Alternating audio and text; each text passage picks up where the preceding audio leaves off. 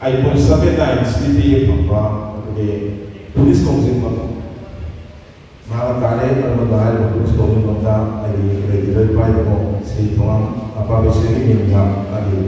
Memorial Address to what see the Secretary of the name.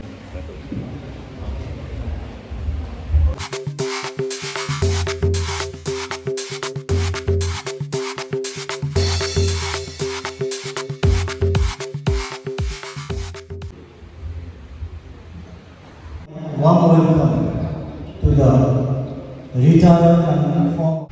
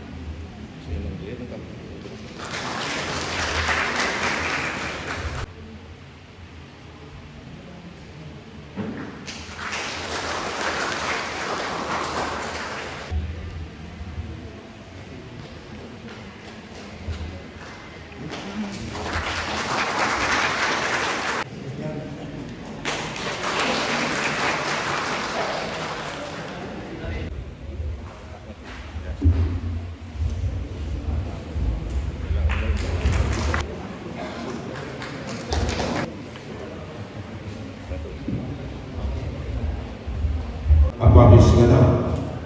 Lady about Matuda Aina Hazabuda and Lady Bala by Minda Masaso to the skin of the Manila. The department came, the police, one of the so a concerned department was delivered. So rapid department singing the highest mark scorer first class about the highest mark scorer at Rama was rapid and the merit award among the officers to do under the 6 semester may NP 25 the same day when the NP period 6 semester did go the day other honors or the selection going to talk to the Makatan or the degree honors had Makatan Hawada. I understand the talk to the Buddha and the 6 semesters lecture had Satrama, by the way, CDP 1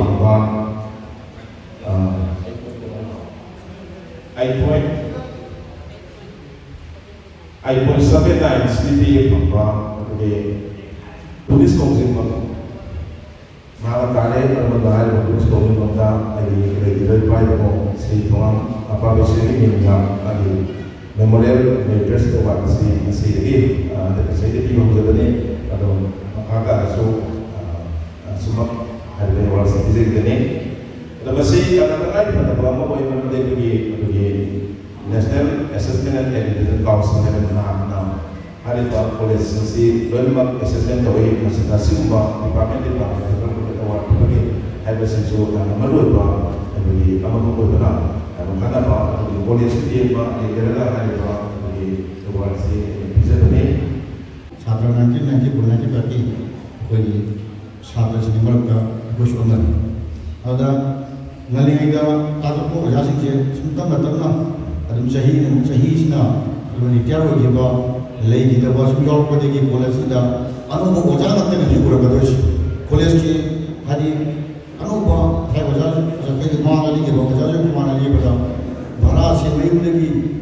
Handeki, Rishobara, Pura, Police of Yawar. Hojina, go minute to Pilaka, the Yawari, see Kenabasi, ꯌꯥꯝ ꯆꯥꯎꯅ ꯂꯩꯗꯅ ꯍꯥꯟꯅꯒꯤ ꯀꯠꯊꯣꯛꯑꯝꯕ ꯑꯣꯖꯥꯁꯤꯡꯁꯤꯅ ꯃꯌꯨꯝꯗꯒꯤ ꯊꯥꯎ ꯍꯥꯜꯂꯒ ꯃꯌꯨꯝꯗꯒꯤ cycle ꯇꯣꯡꯉ ꯂꯥꯛꯑꯀꯥꯟꯗ ꯖꯤꯔꯤ college ꯖꯤꯔꯤꯗ ꯂꯩꯔꯤꯕ ꯁꯥꯇ꯭ꯔ ꯃꯌꯥꯝꯅ ꯂꯥꯏꯔꯤꯛ ꯇꯥꯛꯄꯤꯔꯝꯕ ꯍꯧꯖꯤꯛꯅ ꯃꯗꯨꯒꯤ ꯈꯨꯗꯣꯡꯆꯥꯕꯗꯣ ꯃꯗꯨꯒꯤ ꯑꯋꯥꯕꯗꯣ ꯇꯣꯛꯈ꯭ꯔ ꯃꯇꯨꯡꯗ ꯒꯣꯔꯃꯦꯟꯅ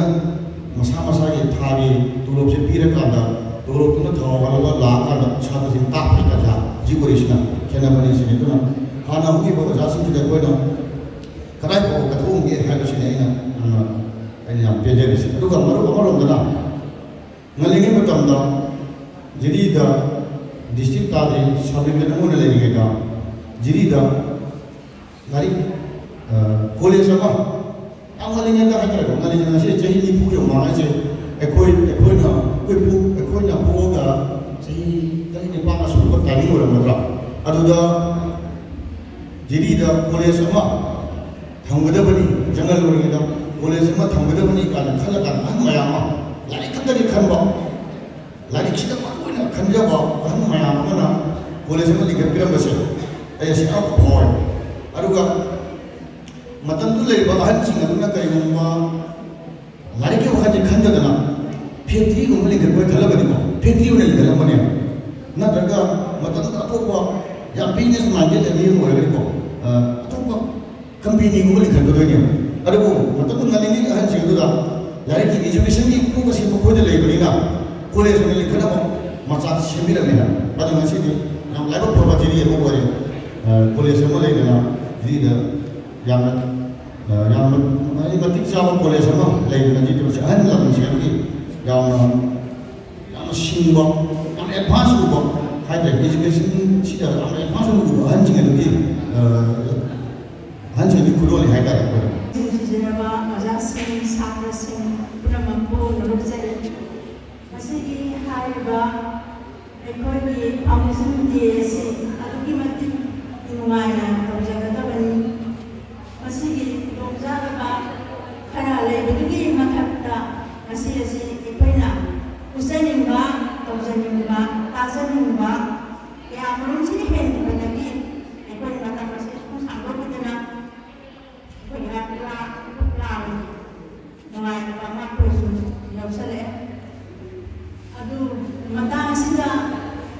ꯍꯥꯏꯗꯕ ꯌꯥꯗꯕ ꯍꯥꯏꯖꯅꯤꯡꯕ ꯍꯥꯏꯒꯗ꯭ꯔꯥ ꯑꯩꯈꯣꯏꯒꯤ ꯉꯁꯤꯒꯤ ꯌꯦꯡꯁꯤꯟꯕꯤꯔꯤꯕ ꯄ꯭ꯔꯦꯁꯤꯗꯦꯟ ꯃꯦꯝꯕꯔꯁꯤꯡꯅ ꯉꯁꯤꯒꯤ ꯇꯥꯛꯄꯤꯔꯤꯕ ꯈꯨꯗꯤꯡꯃꯛꯁꯦ ꯑꯩꯈꯣꯏ ꯂꯣꯏꯅ ꯂꯧꯁꯤꯟꯖꯔꯦ ꯇꯥꯁꯤꯟꯖꯔꯦ ꯊꯣꯏꯗꯣꯛꯅ ꯃꯃꯜ ꯂꯩꯇ꯭ꯔꯕ ꯑꯩꯈꯣꯏꯅ ꯈꯪꯗ꯭ꯔꯕ ꯋꯥꯔꯤ ꯋꯥꯈꯣꯡ ꯀꯌꯥ ꯑꯩꯈꯣꯏꯅ ꯇꯥꯖꯩ ꯍꯥꯏꯔꯤꯕ ꯋꯥꯔꯤ ꯋꯥꯈꯣꯡꯁꯤꯡ ꯑꯁꯦ ꯑꯩꯈꯣꯏꯅ ꯇꯥꯕ ꯍꯥꯏꯕꯁꯦ ꯑꯩꯈꯣꯏꯒꯤ ꯌꯥꯝꯅ ꯃꯔꯨꯑꯣꯏꯕꯅꯤ ꯃꯔꯝꯗꯤ ꯃꯤꯑꯣꯏꯕꯒꯤ ꯄꯨꯟꯁꯤ ꯍꯥꯏꯕꯁꯦ ꯉꯁꯤ ꯑꯩꯅ ꯂꯦꯞꯄꯤꯕꯁꯦ ꯂꯣꯏꯕ ꯌꯥꯏ ꯃꯇꯨꯡꯗ ꯑꯣꯖꯥ ꯑꯃꯅꯁꯨ ꯂꯧꯒꯅꯤ ꯑꯇꯣꯞꯄ ꯑꯣꯖꯥ ꯑꯃꯅ ꯂꯧꯒꯅꯤ ꯁꯨꯃꯥꯏꯅ ꯂꯧꯕ ꯃꯇꯝꯗ ꯍꯥꯏꯔꯤꯕ ꯅꯨꯃꯤꯠ ꯑꯁꯤꯗꯤ ꯑꯗꯨꯃꯛ ꯈꯪꯖꯔ ꯂꯧꯒꯅꯤ ꯍꯥꯏꯔꯤꯕ ꯋꯥꯔꯤ ꯋꯥꯇꯥꯏꯁꯤꯡ ꯑꯁꯦ ꯑꯩꯈꯣꯏꯅ ꯈꯪꯖꯤꯟꯕ ꯎꯁꯤꯟꯕ ꯗꯔꯀꯥꯔ ꯇꯥꯏ ꯆꯍꯤ ꯈꯨꯗꯤꯡꯒꯤ ꯍꯥꯏꯔꯤꯕ ꯀꯣꯂꯦꯖ ꯑꯁꯤꯒꯤ ꯃꯐꯝ ꯅꯨꯃꯤꯠ ꯑꯁꯤꯗ ꯍꯥꯏꯔꯤꯕ ꯋꯥꯔꯤ ꯋꯥꯐꯝꯁꯤꯡ ꯑꯁꯤ ꯑꯩꯈꯣꯏ ꯅꯤꯡꯁꯤꯡꯉꯒ ꯀꯣꯂꯦꯖ ꯑꯁꯤ ꯑꯣꯏꯅꯕꯒꯤꯗꯃꯛꯇ ꯄꯥꯕꯤꯔꯛꯈꯤꯕ ꯃꯌꯥꯝꯁꯤꯡꯁꯦ ꯃꯁꯥꯒꯤ ꯀꯠꯊꯣꯛꯈꯤꯕ ꯇꯧꯖꯈꯤꯕ ꯃꯌꯥꯝ ꯑꯗꯨꯅ ꯍꯦꯟꯅ ꯍꯦꯟꯕꯤꯕꯅ ꯉꯥꯡꯂꯤꯕ ꯋꯥꯐꯝꯁꯤꯡ ꯑꯁꯤꯅ ꯈꯖꯤꯛꯇꯪ ꯑꯣꯏꯕꯅ ꯄꯦꯟꯗꯕ ꯀꯌꯥ ꯂꯩ ꯍꯥꯏꯕꯁꯨ ꯎꯖꯩ ꯑꯗꯨꯕꯨ ꯃꯇꯝ ꯑꯁꯤ ꯌꯥꯝꯅ ꯂꯤꯃꯤꯠ ꯑꯣꯏꯈꯤꯕꯅꯤꯅ ꯃꯗꯨ ꯈꯨꯗꯣꯡꯆꯥꯕꯗꯨ ꯑꯩꯈꯣꯏꯅꯁꯨ ꯄꯤꯖꯕ ꯉꯝꯖꯗ꯭ꯔꯦ ꯑꯗꯨꯒꯤꯗꯃꯛꯇꯁꯨ ꯉꯥꯛꯄꯤꯒꯅꯤ ꯍꯥꯏꯔꯤꯕ ꯑꯩꯈꯣꯏꯒꯤ ꯀꯣꯂꯦꯖ ꯑꯁꯤ ꯃꯇꯝ ꯁꯥꯡꯅ ꯑꯩꯈꯣꯏꯁꯦ ꯑꯗꯨꯛꯀꯤ ꯃꯇꯤꯛ ꯋꯥꯅ ꯂꯥꯛꯈ꯭ꯔꯕꯅꯤ ꯑꯩꯈꯣꯏꯗꯤ ꯀꯣꯂꯦꯖ ꯑꯁꯤ ꯑꯣꯏꯅꯕꯒꯤ ꯍꯣꯠꯅꯕꯗ ꯑꯣꯖꯥ ꯑꯣꯏꯅ ꯆꯨꯝꯅ ꯇꯥꯛꯄꯤꯕ ꯇꯝꯕꯤꯕ ꯑꯗꯨꯒꯤ ꯋꯥꯅꯤ ꯀꯣꯂꯦꯖ ꯑꯁꯤꯒꯤ ꯍꯧꯔꯛꯄꯗꯒꯤꯅ ꯀꯣꯂꯦꯖ ꯑꯁꯤꯒꯤ ꯁꯔꯀꯥꯔꯒꯤ ꯀꯣꯂꯦꯖ ꯑꯃ ꯑꯣꯏꯅꯕ ꯍꯣꯠꯅꯕ ꯃꯇꯝꯗ ꯁꯥꯡꯅ ꯂꯝꯕꯤ ꯑꯁꯤꯗ ꯍꯥꯏꯔꯤꯕ ꯑꯍꯜ ꯂꯃꯟꯁꯤꯡ ꯑꯁꯤꯅ ꯄꯥꯡꯊꯣꯛꯄꯤꯔꯤꯕ ꯊꯕꯛꯁꯤꯡ ꯑꯁꯤ ꯇꯥꯔꯨꯕꯗ ꯈꯜꯂꯨꯕꯗ ꯑꯗꯨꯛꯀꯤ ꯃꯇꯤꯛ ꯃꯃꯜ ꯂꯩ ꯍꯥꯏꯅ ꯈꯜꯂꯤ ꯑꯗꯨꯅ ꯑꯔꯣꯏꯕꯁꯤꯗ ꯑꯩꯅ ꯍꯥꯏꯖꯅꯤꯡꯉꯤꯕꯁꯤ ꯍꯧꯖꯤꯛ ꯍꯧꯖꯤꯛ ꯑꯩꯈꯣꯏꯒꯤ ꯀꯣꯂꯦꯖ ꯑꯁꯤꯒꯤ ꯂꯩꯔꯤꯕ ꯑꯣꯖꯥꯁꯤꯡ ꯑꯁꯤ ꯑꯩꯈꯣꯏ 64 ꯁꯨꯔ ꯃꯥꯜꯂꯦ ꯁꯥꯇ꯭ꯔꯁꯤ 550 ꯑꯗꯨꯃꯥꯏꯅ ꯂꯩꯔꯤ ꯍꯧꯖꯤꯛꯀꯤ ꯀꯟꯗꯤꯁꯟꯗ ꯑꯗꯨꯕꯨ ꯍꯧꯖꯤꯛ